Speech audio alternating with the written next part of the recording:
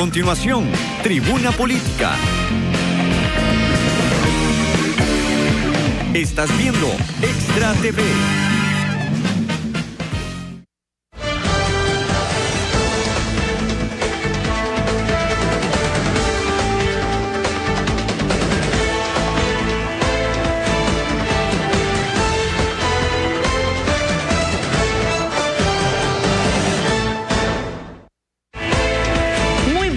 Esto es Tribuna Política. Isabel Espinosa les saluda, agradecidos con la vida y hoy un enorme abrazo solidario de todos nosotros para ustedes, esos hombres y mujeres que día a día se levantan a trabajar. Hoy, 1 de mayo, Día Internacional del Trabajo. Vamos a tratar de abordar este tema de una forma pero histórica, concienzuda, que realmente nosotros podamos conocer y atender y poder comprender la importancia que tiene este tema en nuestro país.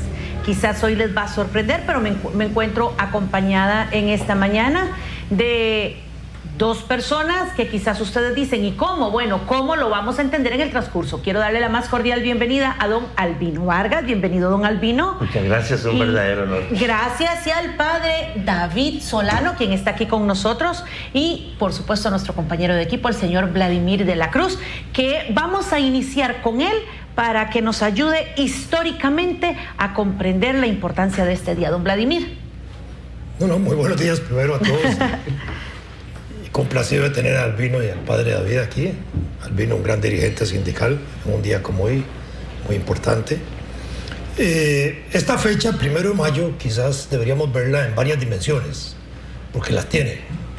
La primera, en su importancia, que es la que da origen al día feriado de hoy, es la derrota de William Walker. Yo creo que esto es lo más importante, porque si no ubicamos eso en ese contexto,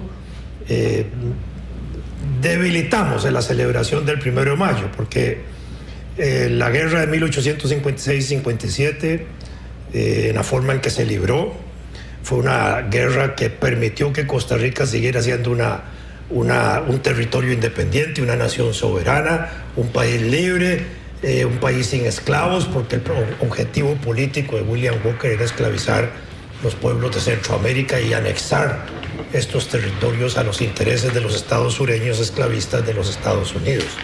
De paso, en esa guerra la iglesia juega un papel muy importante, la iglesia católica, porque el obispo de aquella época, el primer obispo de Costa Rica, el doctor Anselmo Llorente y Lafuente, se sumó activamente desde diciembre de 1855 a los llamados del presidente Mora, que ya estaba llamando a prepararse para la guerra, porque Mora sabía la amenaza que significaban los filibusteros, y el obispo no solo se suma en llamar a la unidad nacional, a la defensa del territorio, a la defensa de la religión católica en ese momento, porque él llamaba también a unirse contra los bárbaros protestantes, que era lo que simbolizaban los filibusteros, sino que también aporta a la iglesia sacerdotes que van a los frentes de batalla. Con cada batallón del Ejército Nacional iban sacerdotes que cumplieron una función muy importante, porque tenían que, digamos,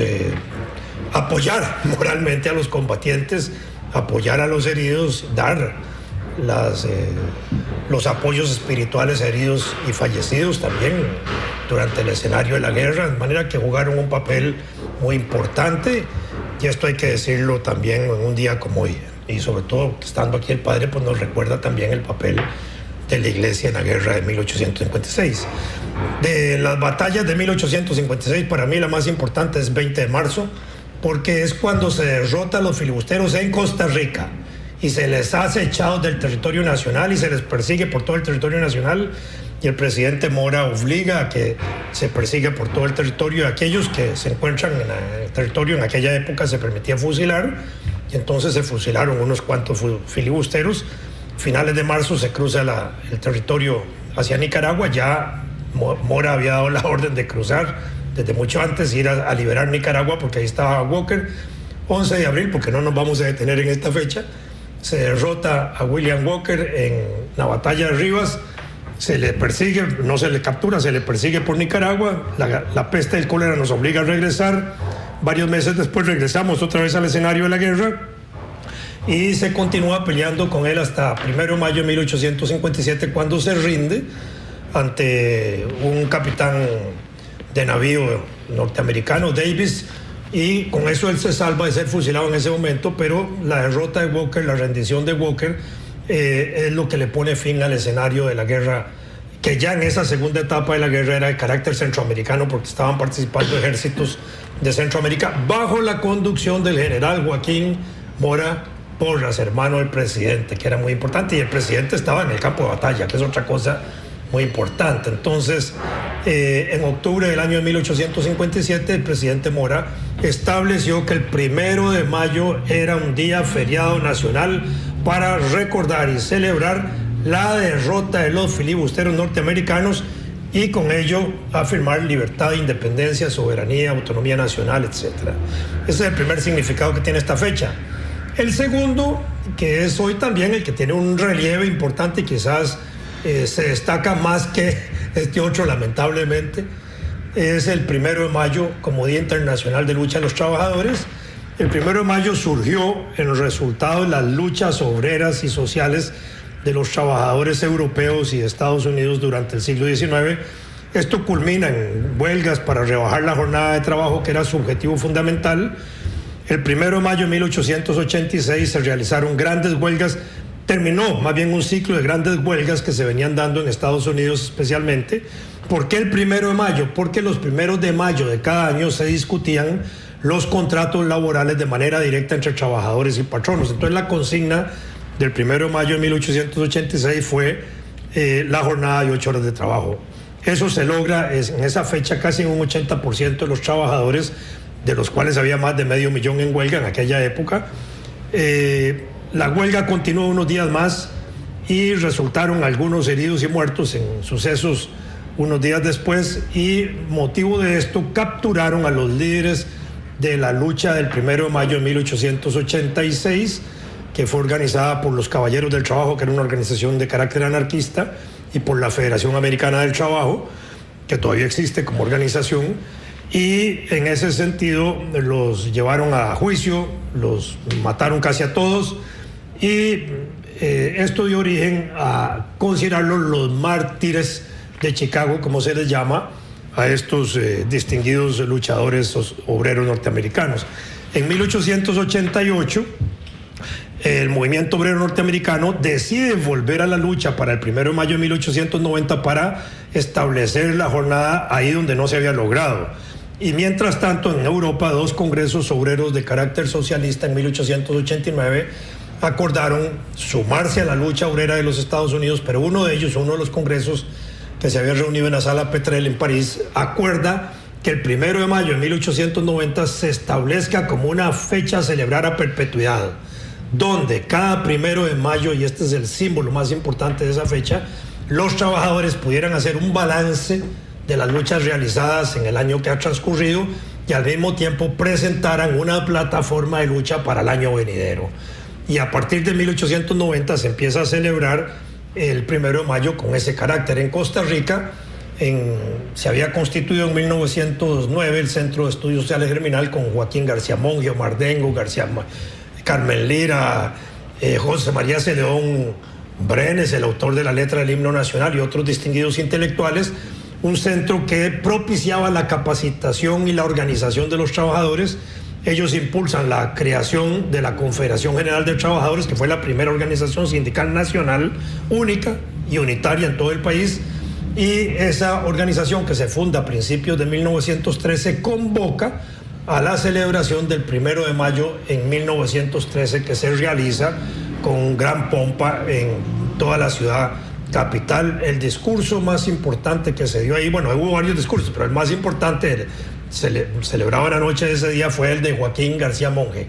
Y García Monge en esa noche vincula la fecha del 1 de mayo como día de rendición de Walker con la celebración internacional de los trabajadores, de manera que había conciencia en ese sentido de eso. Desde esa época, el 1 de mayo se realiza en Costa Rica, con raras excepciones, 6, 7 veces.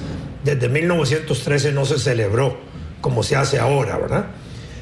Hasta hoy. y hoy se sigue celebrando. La Iglesia Católica, en razón de que está aquí el padre David, se incorpora a las luchas sociales de manera importante, primero desarrollando doctrina social de la Iglesia con la encíclica Rerum Novarum, 1893, de León XIII, que fue una respuesta de la Iglesia Católica a las luchas sociales y obreras que dirigían los socialistas, comunistas y anarquistas en Europa, y desde entonces hay una doctrina social de la Iglesia, y para el caso costarricense, eso se fortalece después con 40º año, 40 años después de la encíclica, donde la Iglesia impulsa organizaciones obreras como Acción Católica, Hermandades del Trabajo, Juventud Obrera Católica, Juventud Cristiana Católica, etcétera. Una serie de organizaciones de ese tipo, Acción Católica y otras, con la intención de organizar trabajadores, jóvenes, estudiantes en propósitos de doctrina social.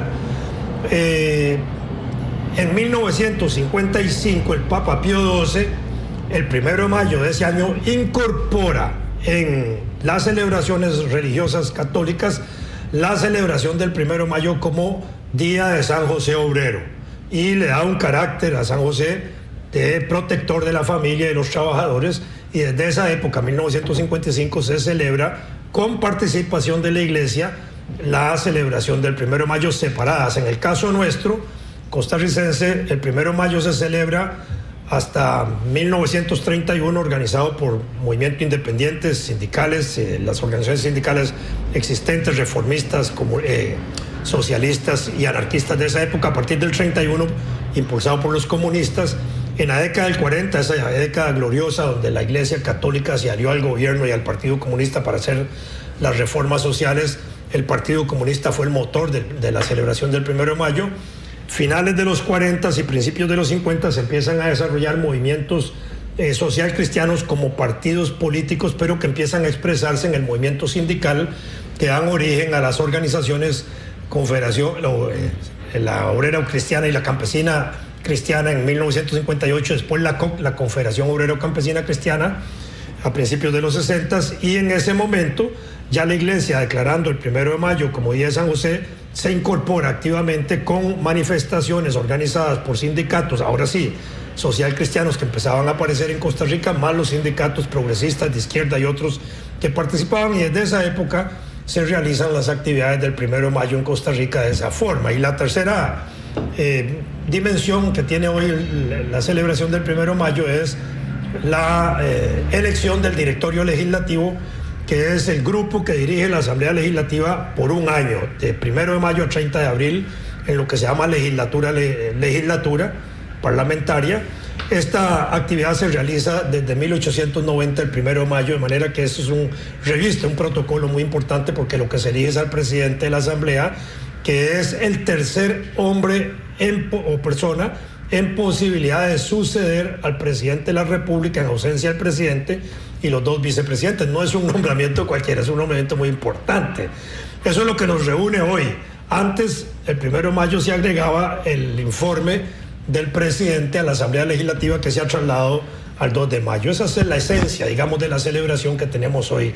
Por supuesto que en el 1 de mayo, como Día Internacional de los Trabajadores, los sindicatos juegan un papel muy importante, porque ahí llevan una serie de consignas y reivindicaciones a luchar. Y ante un panorama histórico como este y de tanta importancia, yo quisiera que por favor tratemos de comprender un poquito los motivos.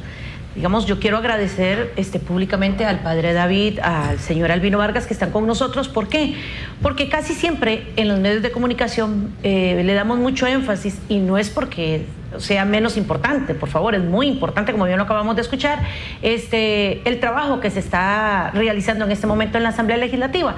Pero hoy queremos honrar la memoria de esos hombres y mujeres que de una u otra forma hicieron posible y lucharon hasta morir en un día como hoy. Así es que, ¿cuál es la importancia, padre David, que tiene la Iglesia en un día como estos, y por qué la Iglesia asigna realmente una participación tan activa en la clase obrera? Yo quisiera valerme de una expresión de don Vladimir al inicio, cuando decía que el primer obispo de Costa Rica, Anselmo Llorente y Lafuente, le dedica un esfuerzo no solo intelectual, no solo en sus prédicas, sino apoyando hasta con sacerdotes la campaña de 1856, porque ese detalle histórico, por lo menos a mí me sirve para pensar en algo que yo insisto mucho. La encíclica Rerum Novarum de León XIII viene a ser un punto de llegada de un proceso en el que la Iglesia ha venido acompañando distintas situaciones sociales, pero que en ese documento Rerum Novarum se cristaliza todo ese proceso de reflexión, de acompañamiento. Anselmo Llorente y Lafuente para mí es un ejemplo de eso. No hay un documento previo a eso, no hay documentos previos, sino que lo que las comunidades de creyentes hacen con sus obispos, yéndonos a la iglesia primitiva, con los apóstoles, es tomar los textos de la Escritura e iluminar las realidades concretas de la gente. Me parece que el papel de Monseñor Anselmo Llorente y Lafuente va por allí, con ese apoyo irrestricto en ese momento histórico. Luego viene Rerum Novarum, que particularmente yo creo que es ese punto de llegada y un punto de partida de todo el magisterio social. Y como bien decía don Vladimir, pues Rerum Novarum es la expresión del querer de la Iglesia de no abandonar a la clase obrera. De hecho, el tema de Rerum Novarum es ese, la cuestión obrera. Por supuesto que en el contexto histórico y social, pensada para la Europa de finales del siglo XIX, pero lanzando una serie de principios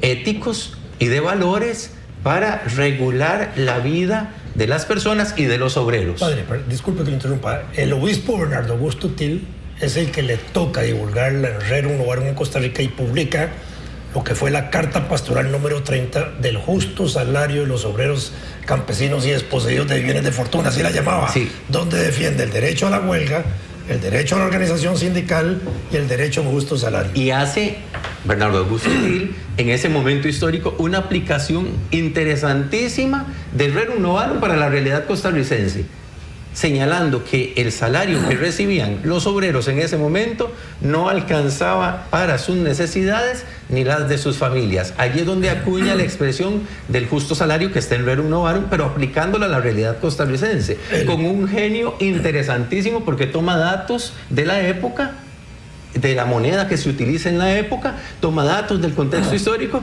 y dice, bueno, aquí se ocupa un justo salario, se ocupa que los trabajadores tengan el derecho de libre asociación, ya estaba en Rerum Novarum, se refuerza con 40º año.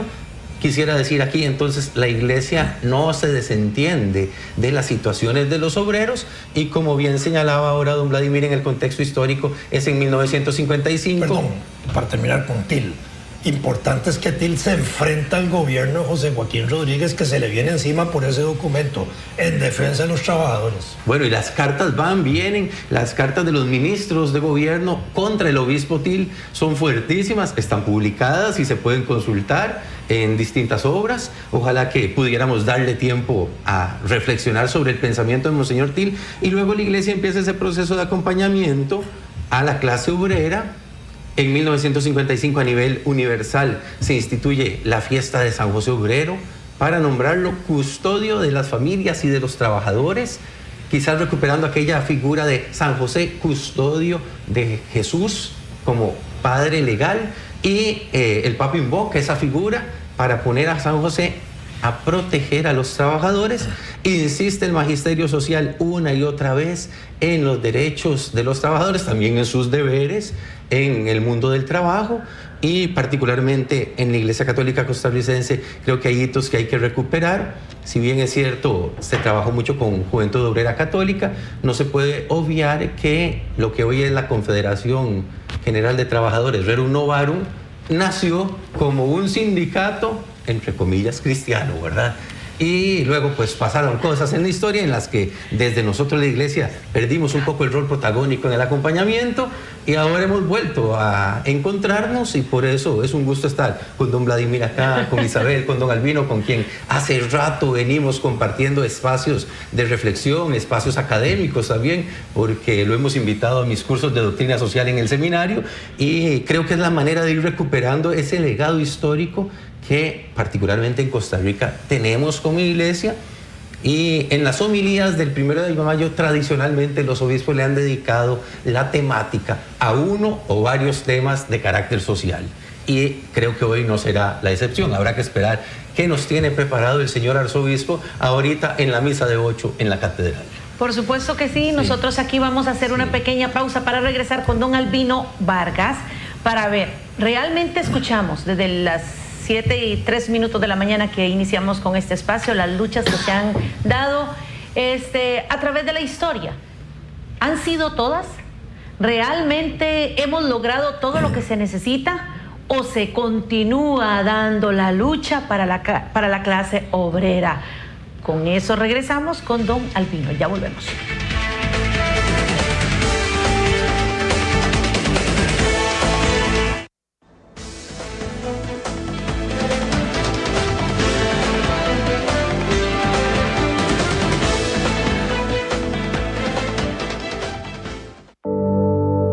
El mundo se mueve gracias a la suma de los pequeños empujones de cada trabajador honesto. Este 1 de mayo, en Extra TV, celebramos el Día Internacional del Trabajo.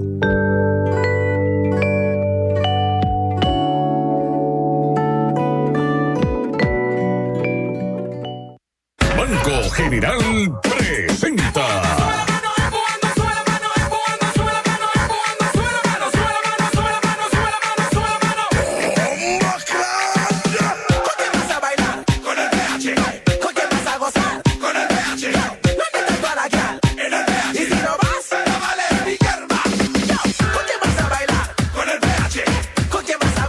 Recuerde, 20 de mayo. Picachos, Paraíso Cartago, 2 de la tarde. Concierto con la Cuarta y Comando Tiburón. 8 los mejores instructores. La clase más grande de cardio de Costa Rica y Centroamérica. Y este año romperemos el récord. Patrocina Only Way. Patrocinan Carrocería y Pintura Repaut, Protex, Curves, Formas Creativas, Diario Extra, un evento más de Only Way.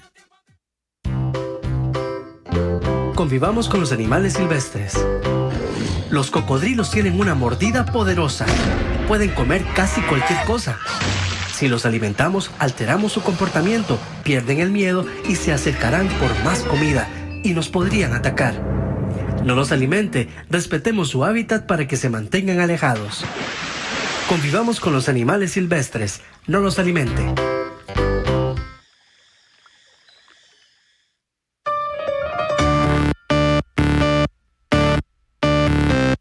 Sin rodeos, un programa de opinión, actualidad nacional, debate político, cultura, salud, economía y seguridad. Martes y jueves a partir de las 8 de la noche, solo aquí por Extra TV.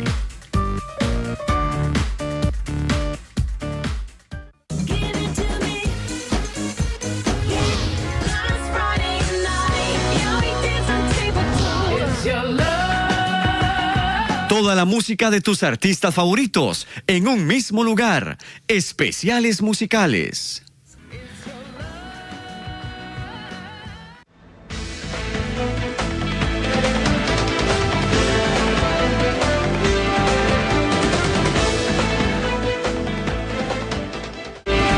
Continuamos en Tribuna Política y en este momento le damos la palabra a don Albino Vargas, reconocido sindicalista en nuestro país, para que nos ayude a comprender, como lo decíamos antes de la pausa, son muchas las luchas que se han dado, y mucho de ello el que hoy estemos celebrando el Día Internacional del Trabajador. Hemos logrado en Costa Rica, don Albino, concretar con cada una de esas luchas, o cuánto nos falta para llegar a donde usted como sindicalista considera que debemos de llegar la clase obrera nacional. Bueno, muchísimas gracias. Un saludo a don Vladimir y al padre David. Yo quería nada más resaltar que la corriente sindical en la que yo milito se viene concentrando el 1 de mayo frente al Correo. Ahí está la estatua de el expresidente Mora, y nosotros tratamos de vincular la fecha histórica del 1 de mayo, Día Internacional de la Clase Trabajadora, con la efeméride de la derrota de William Walker, un poco para darle contenido patriótico a la lucha obrera.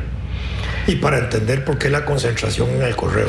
Y por qué hacemos la concentración en el Correo, ¿verdad? No es una cuestión de división sindical, sino que pues es una cosa de rescatar, y hoy viene la extra muy bien reseñado, la importancia de este día, desde el punto de vista patriótico. Mire, la principal lucha que está pendiente es la plena libertad sindical en las empresas privadas. Es decir, tenemos que lograr que la palabra sindicato deje de ser sinónimo de despido en las empresas privadas. Y de fuero sindical. Y la protección sindical.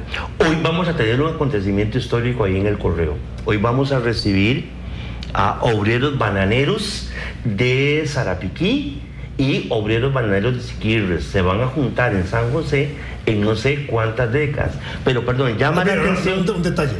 ¿Sí? En 1968. Oiga usted. Antonio González, no sé si usted se acuerda de él. No, señor. No, era un dirigente sindical, sí, abogado, preparó su tesis de graduación sobre el fuero sindical, la necesidad de proteger el derecho de la organización sindical y de los dirigentes sindicales. Fíjese, hace 49 años. Quiero llegar a esto, porque me llama poderosamente la atención cómo estas transnacionales bananeras, Chiquita Brands, Del Monte y Bandeco, en este momento ya están aceptando la afiliación sindical y están haciendo la deducción de cuota sindical por planilla. Vamos a celebrar ese acontecimiento. Muy importante. Muy importante. Pero también este año es importantísimo, don Vladimir, a propósito del fuero sindical, por la entrada en vigencia de la reforma procesal laboral el próximo 25 de julio. Y ahí muchos empresarios que son antisindicalistas van a tener que cuidarse, porque con la reforma procesal laboral hay más protección, se vuelve más sancionatorio reprimir el derecho constitucional de libertad sindical, porque recordemos que la libertad sindical es primero un derecho constitucional de acuerdo a la legislación costarricense y está conceptuado como un derecho humano fundamental, universalmente reconocido, ¿verdad? Y en convenciones de OIT. Y en convenciones de OIT ni se diga, ¿verdad? Entonces eso es un poco lo que nos falta. Nos falta también cambiar la política salarial de este país, ¿verdad? O sea, nosotros estamos viviendo como sociedad, para mí, el problema número uno, que es la desigualdad.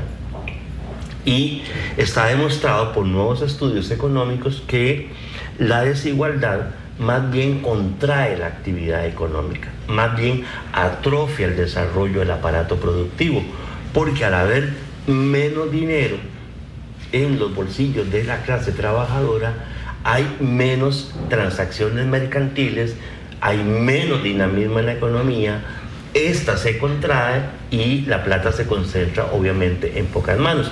Entonces, por ejemplo, necesitamos revisar el salario mínimo en el sector privado. Hay un proyecto en la Asamblea Legislativa para en 5 años aumentar la capacidad de compra del salario mínimo en empresa privada, recordando que Costa Rica es uno de los países, si no el más caro de América Latina.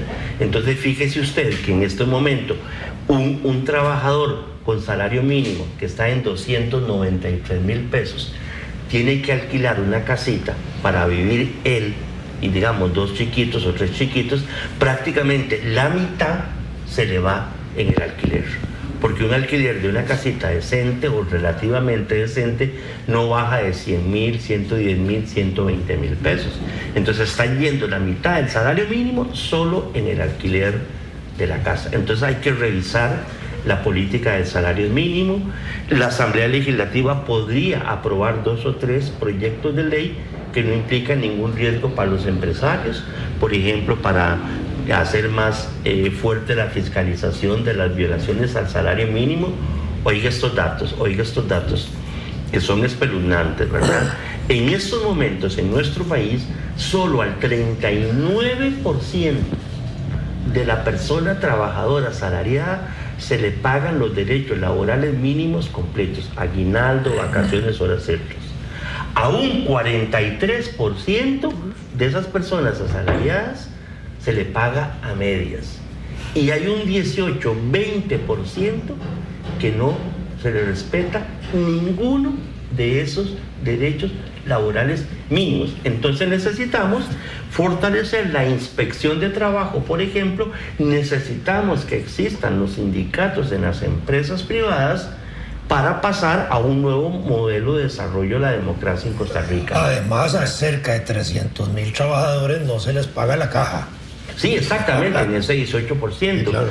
Entonces, aquí es muy importante lo que viene ocurriendo con, por lo menos nosotros como colectivo sindical Patria Justa, en las relaciones con la Iglesia Católica, ¿verdad? Hemos podido establecer comunicación, a ambas partes nos inspira mucho lo que está haciendo el Papa Francisco, ¿verdad? El Papa Francisco, con su mensaje de solidaridad y en lucha contra la desigualdad y por la inclusión social.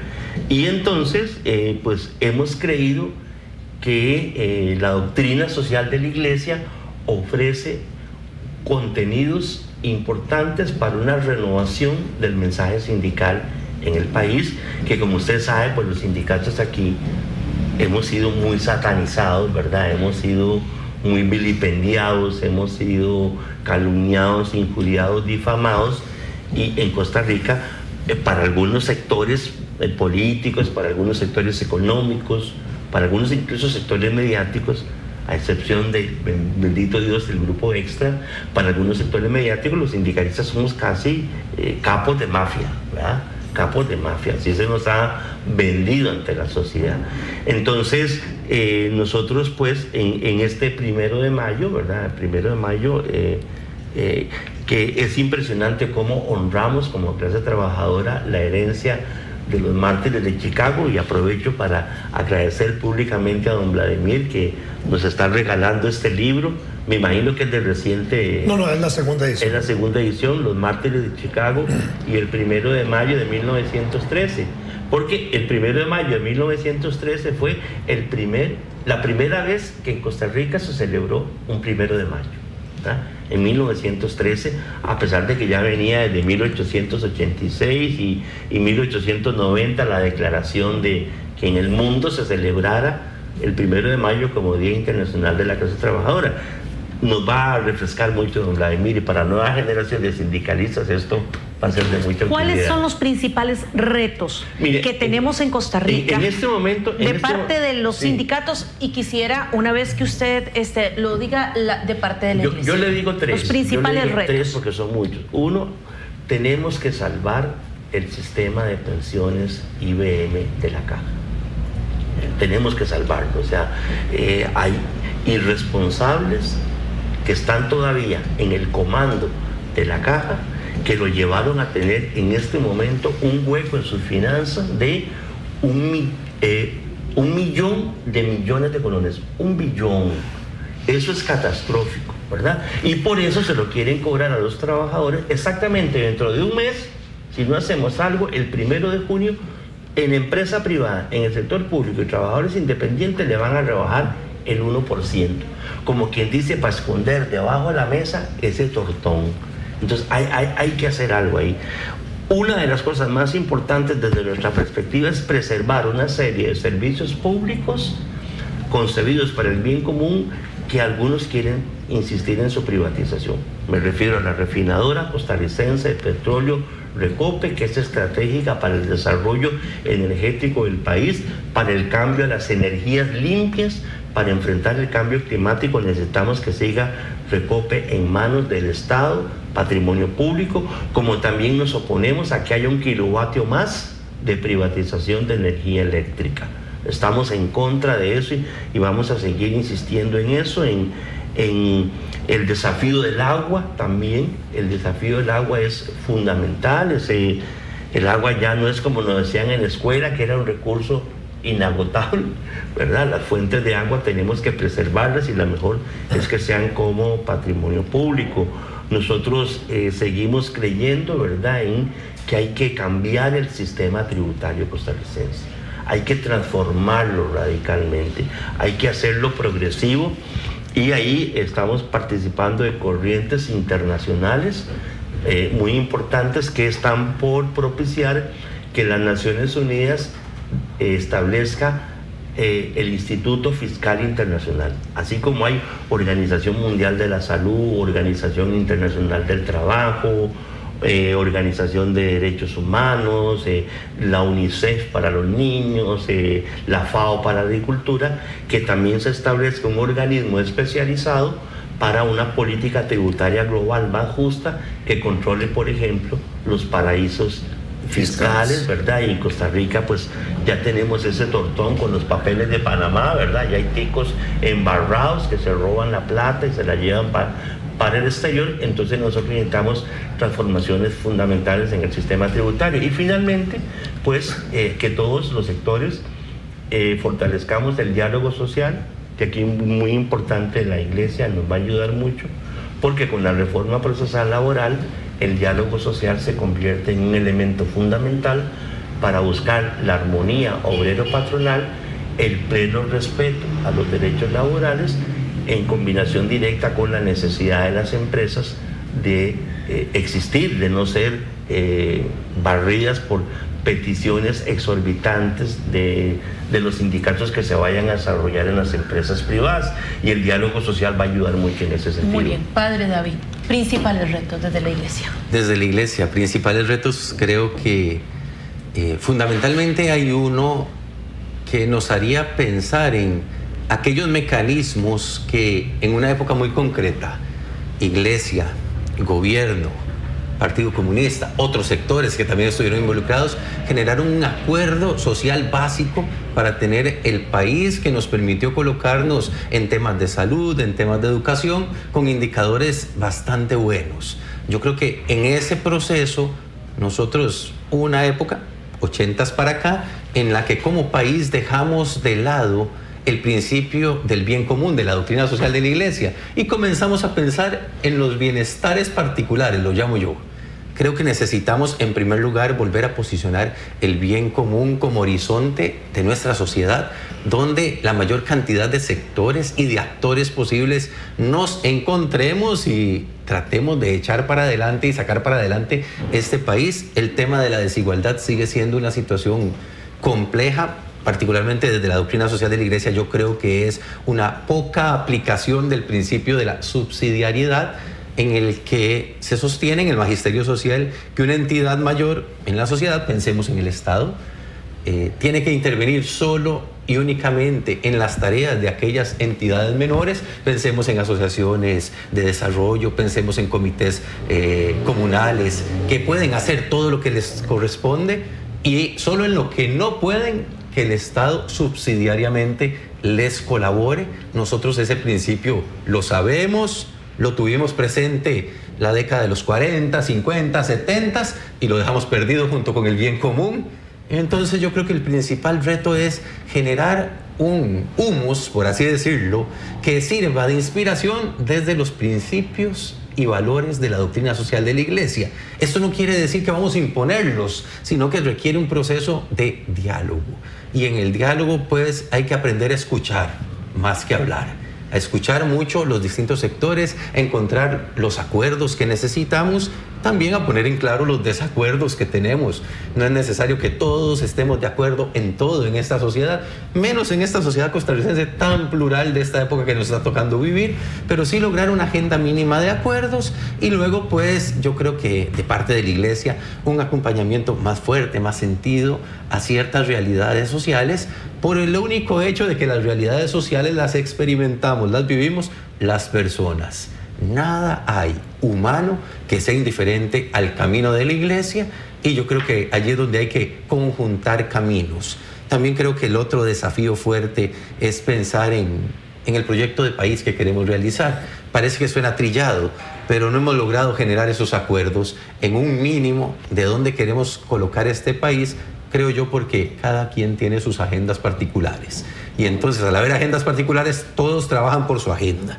Yo creo que va a llegar un momento en el que nos vamos a tener que sentar los distintos actores, los distintos sectores, la academia, los sindicatos, el empresariado, las iglesias, para intentar construir ese acuerdo mínimo, básico, y pensar en un país diferente al que tenemos ahora, con esos niveles de desigualdad tan terribles, con la pobreza estadísticamente estancada. Eso no quiere decir que sea la misma cantidad de gente en los últimos 20 años, no, es más gente experimentando situación de pobreza, y entonces yo creo que allí se ocupa el acompañamiento, la cercanía, la palabra solidaria de nosotros desde la iglesia, y también el compromiso por construir procesos comunales en los que las personas sean los protagonistas.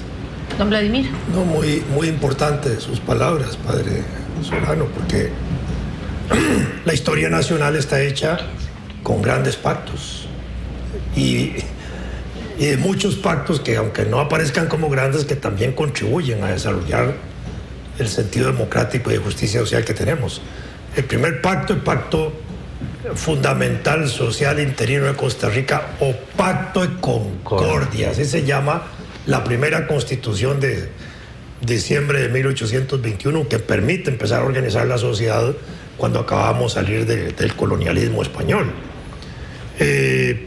Para dar brincos, porque no tenemos tiempo, el pacto de la reforma social de 1943, la Iglesia, el Partido Comunista y el Gobierno de la República, que meten un capítulo en la Constitución política que llega hasta nuestros días, garantías sociales y Código del Trabajo, que resulta de ese acuerdo también. La caja, aunque la caja no era del pacto, sino iniciativa del doctor Calderón desde el 1940, pero entra dentro del contexto del capítulo de garantías sociales. Y esas garantías sociales, que son derechos para que se ejerciten, para que se cumplan, y los sindicatos tienen que estar peleando a cada rato para que se cumplan, se ejercitan y se respeten, porque no se respetan, ni se cumplen, ni permiten ejercitarlos, y dentro de eso, una tarea muy importante que tienen los sindicatos hoy es también luchar para que no se criminalice la protesta social, ni se meta a la cárcel a los dirigentes sindicales por ser dirigentes sindicales y conducir luchas sociales. Entonces, el pacto de Ochomogo es un pacto también muy importante, porque el pacto de Ochomogo de 1948 se firma con el padre Núñez, un representante eclesiástico, el jefe del Ejército de Liberación, don Pepe, y los dos comunistas que firman el pacto, Carlos Luis Fallas, dirigente sindical, y Manuel Mora Valverde. Y ahí se afirma el respeto a las garantías sociales, al pacto del 43, y después viene el pacto de la Asamblea Constituyente del 49, que rescata lo que ya se había establecido socialmente hasta nuestros días. Pienso que en este sentido lo que usted dice, padre, es muy importante, porque urge de veras establecer una agenda nacional con acuerdos posibles y una agenda de cosas posibles también. No se pueden hacer agendas de temas imposibles. Muy bien, nosotros antes de hacer la pausa que nos corresponde hacer, en este momento he escuchado en algunas ocasiones al señor Albino Vargas decir: tenemos que luchar para que nos devuelvan el 1 de mayo. ¿Qué quiere decir el señor Albino Vargas con eso? Después de la pausa.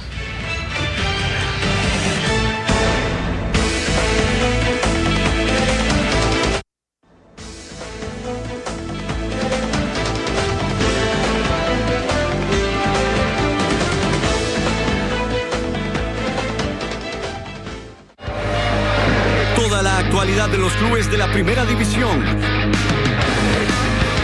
Análisis, estadísticas y el acontecer del deporte internacional y demás disciplinas deportivas. En un solo canal, Noticiero Extra Deportes, de lunes a viernes, de 9 a 10 de la noche. Solo por Extra TV.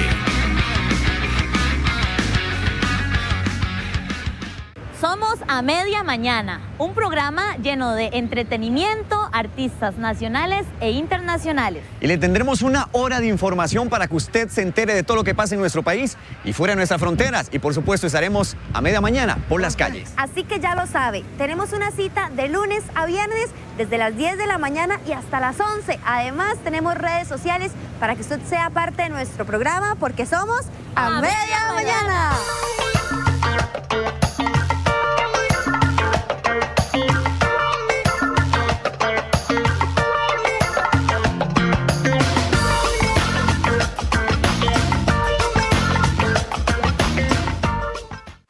Te invitamos a que inicies tus mañanas de la mejor manera, disfrutando de la revista matutina Atrévete con Fanny, de lunes a viernes a partir de las 9 de la mañana, por Extra TV.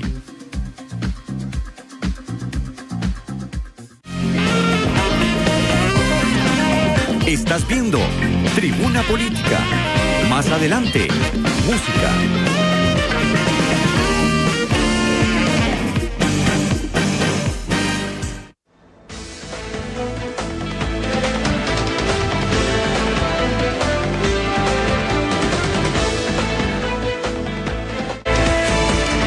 Continuamos y le preguntaba a don Albino, ¿qué quiere decir él? ¿Con qué hay que rescatar el 1 de mayo, don Albino? Bueno, lo que nosotros estamos planteando es que el 1 de mayo el sistema político se lo deja a la clase trabajadora, que trasladen la elección del directorio legislativo para días antes. Al 30 de para abril. días antes, el día 30 o el día 29. Y bueno, el mensaje presidencial ya se pasó. Y ahora es el 2 de mayo. ¿Por qué esto? Porque todas esas cosas que se hacen en el Parlamento invisibilizan la demanda obrera, el planteamiento obrero, las propuestas sindicales, las de los movimientos sociales, porque por lo general más importante el 1 de mayo, primero esas componendas, ¿verdad? Y esas conversaciones y esos conciliables y todo eso. Y segundo, ya el propio 1 de mayo es más importante cómo vistió fulanita, cómo vistió sutanito, que los zapatos que llevaba, que el vestido lo fue a traer de Miami. O si va en chancletas. O si va en chancletas, ¿verdad? O si va en chancletas, ¿verdad? Sí, claro. Entonces, no, pero mira que estamos muy contentos porque varios diputados de esta legislatura acogieron la iniciativa nuestra, la convirtieron en proyecto de ley y ahí empezó, ya está ahí, ya está ahí. Lo importante es que está ahí, entonces esperamos en corto plazo tener la posibilidad de que el 1 de mayo sea solo para la clase trabajadora como se hace en el resto del mundo. Así es. Como nos quedan pocos minutos, yo quisiera que el padre David Solano le dé, a modo de conclusión, un cortísimo mensaje a los trabajadores el día de hoy. Igual el señor Albino. Bueno, un cordial saludo a los amigos y amigas trabajadores, también a los amigos y amigas televidentes que han seguido esta mañana el programa en el que hemos compartido distintos aspectos del trabajo de la iglesia, de los sindicatos, de la sociedad costarricense. Desearles a los y las trabajadoras un día del trabajador lleno de prosperidad y de bondades de Dios en sus vidas, que puedan percibir también en el compartir con los que ellos quieren, con los cercanos, con sus compañeros de trabajo, porque muchas empresas hoy también están organizando actividades para conmemorar el Día del Trabajador, en fraternidad y en solidaridad, que intentemos buscar la construcción del bien común juntos, porque es eso lo que nos va a mover a ser un país diferente, y que este Día del Trabajador pues no sea solo un feliz día, sino que sea un día de comprometernos con nosotros mismos y con los demás para hacerle más humana la vida a cada uno con quienes compartimos. Demasiadas luchas para estar donde estamos hoy.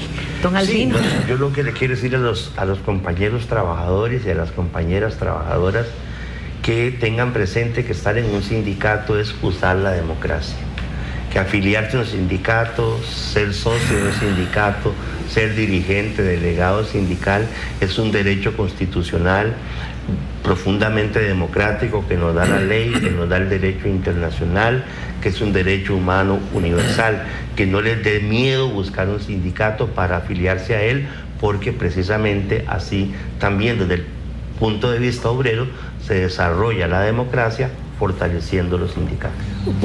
Por supuesto que sí, don Vladimir, claro que sí. Valorando esto que han dicho ellos. Allá por 1913, por ahí, Omar Dengo tuvo un enfrentamiento muy importante con un diputado, creo que era apellido Saborío. El diputado decía que los trabajadores no eran importantes a la producción.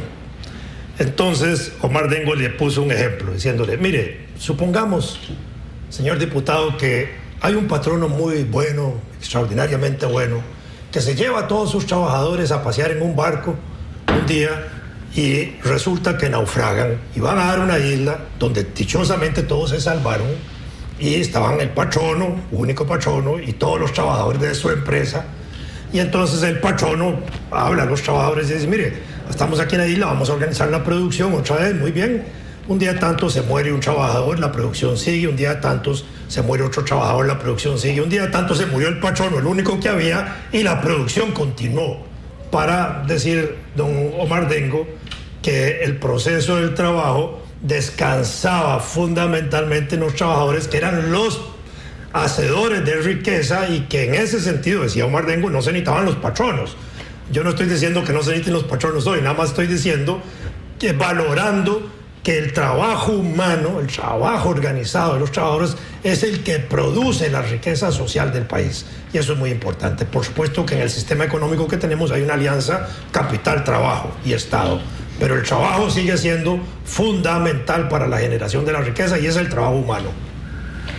Y es por lo que debemos de luchar, porque en realidad yo creo que en este momento uno de los principales problemas que tenemos como país es el desempleo y que necesitamos buscar la forma de que esto pueda cambiar, revertir por el bien común, por la sociedad, por todos nosotros.